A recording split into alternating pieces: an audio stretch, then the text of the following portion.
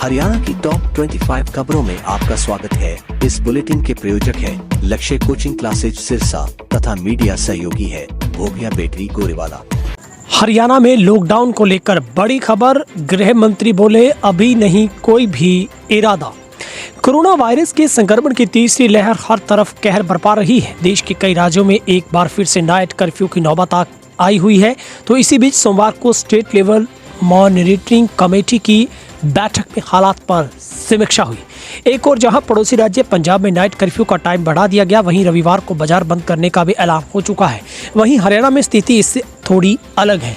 बैठक के बाद सूबे के गृह मंत्री विज ने साफ कर दिया कि अभी लॉकडाउन लगाने की जरूरत महसूस नहीं की जा रही है।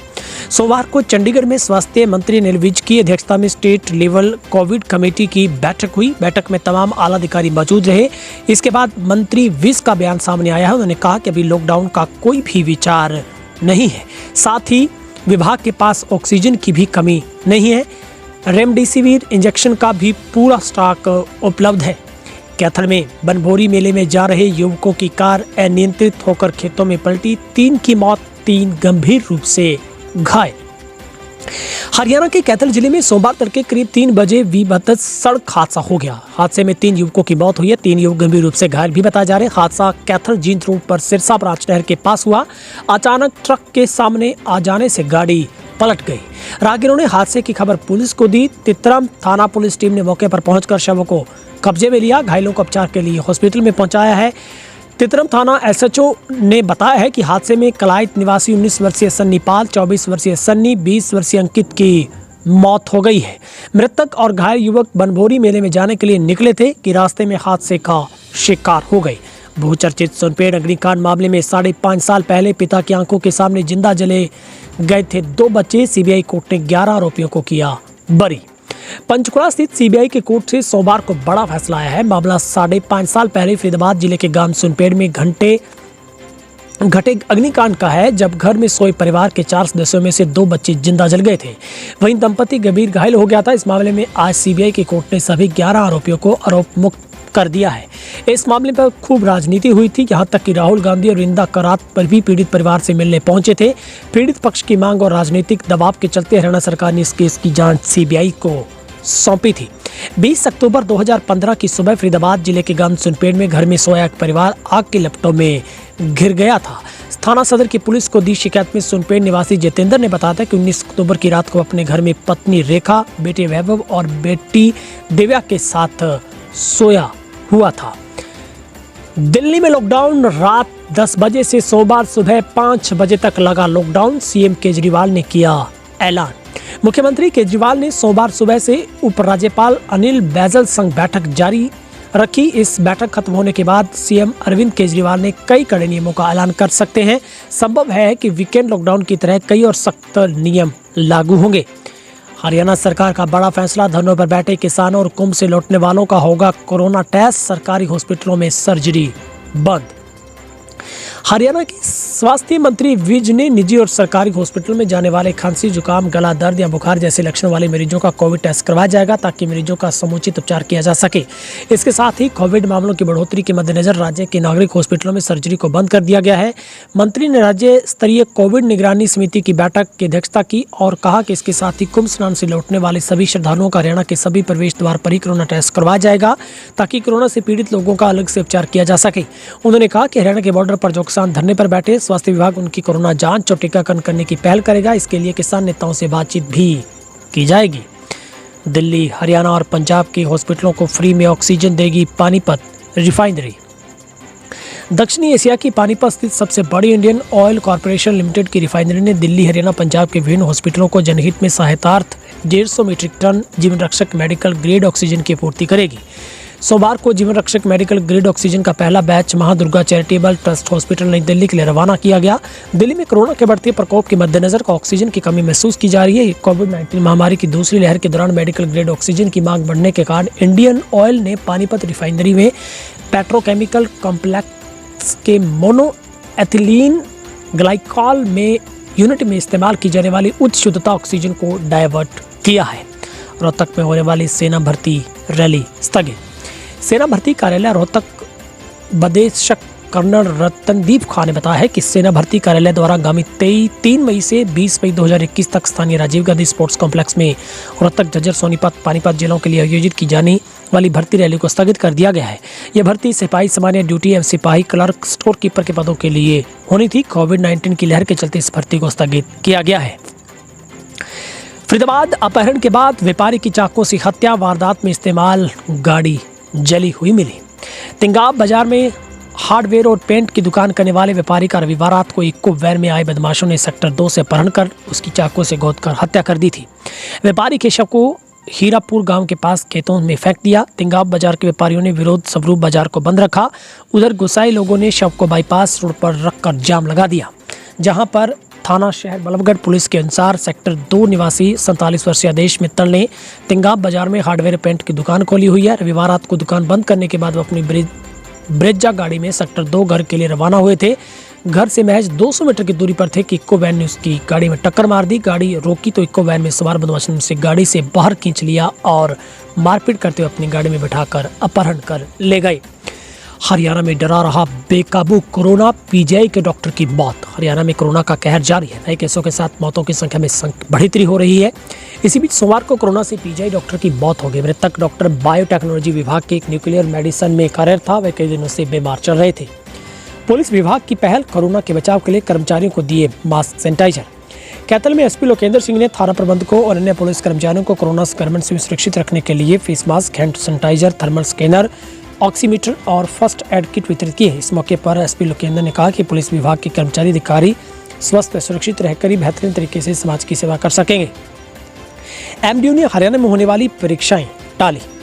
महर्षि दयानंद विश्वविद्यालय की ओर से प्रदेश भर के कॉलेजों में 20 अप्रैल से होने वाली परीक्षाएं टाल दी गई हैं। सरकार की ओर से कॉलेज बंद किए जाने के बाद एमडीयू ने इस संबंध में आदेश जारी कर दिए हैं। आदेशों के मुताबिक ये परीक्षाएं अब 1 मई से ऑनलाइन मोड में आयोजित की जाएंगी। यूनिवर्सिटी की तरफ से सभी तैयारियां पूरी कर ली गई हैं। सीआई पुलिस ने चोर गिरोह का किया पर्दाफाश, 7 मोटरसाइकिल भी बरामद। सीआई सिरसा पुलिस ने 4 गिरोह के 3 सदस्यों को गिरफ्तार कर 7 चोरीशुदा मोटरसाइकिल बरामद की है। आरोपियों ने अब न्यायालय में पेश कर रिमांड हासिल किया जाएगा ताकि मोटरसाइकिल चोरी करने वारदातों में भी और भी बड़ा खुलासा हो सके। हरियाणा में बेकाबू कोरोना, रोडवेज बसों में कम की गई यात्रियों की संख्या। हरियाणा में कोरोना का प्रकोप बढ़ता ही जा रहा है। रोजाना नए केसों में बड़ी संख्या में बढ़ोतरी हो रही है। इसी को देखते हुए फतेहाबाद प्रशासन सतर्क हो गया है। जिला प्रशासन ने रोडवेज की बसों में यात्रियों की संख्या कम करने के निर्देश जारी किए हैं। प्रदेश सरकार द्वारा हिदायतें जारी करने के बाद अब रोडवेज की बसों में क्षमता से आधे यात्रियों को ही बैठाने की अनुमति है। इसके अलावा अगर कहीं किसी रूट पर यात्रियों की संख्या अधिक है तो वहाँ अतिरिक्त बस चलाकर यात्रियों को गंतव्य तक पहुँचाने की कोशिश की जा रही है।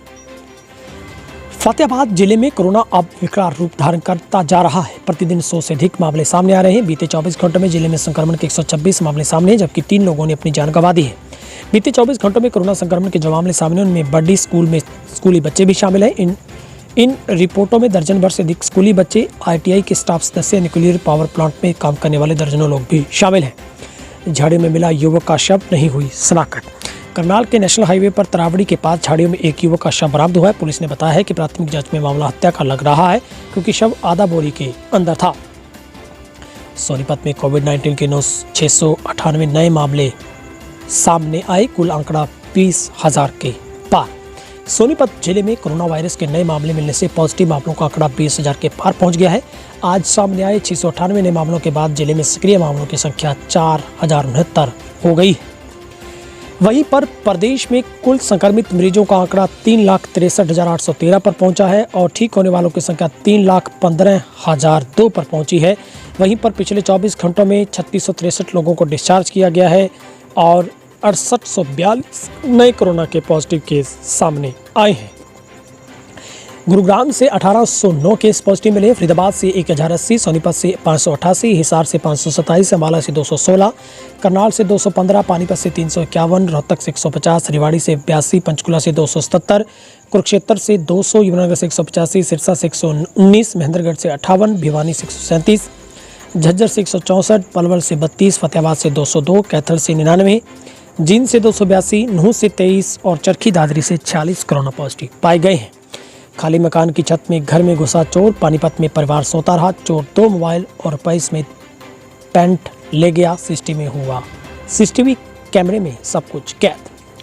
कुटानी रोड स्थित जगदीश नगर में खाली पड़े मकान की छत से घर में घुसकर चोरों ने 2 मोबाइल और 6,000 रुपये समेत पैंट चोरी कर ली। सुबह चोरी का शोर मचने पर पड़ोसी ने एक प्लॉट में पड़ी पैंट देखकर परिवार को सूचना दी। आसपास के सीसीटीवी कैमरे चेक किए तो एक चोर घर में घुसते और बाहर निकलते देखा गया है।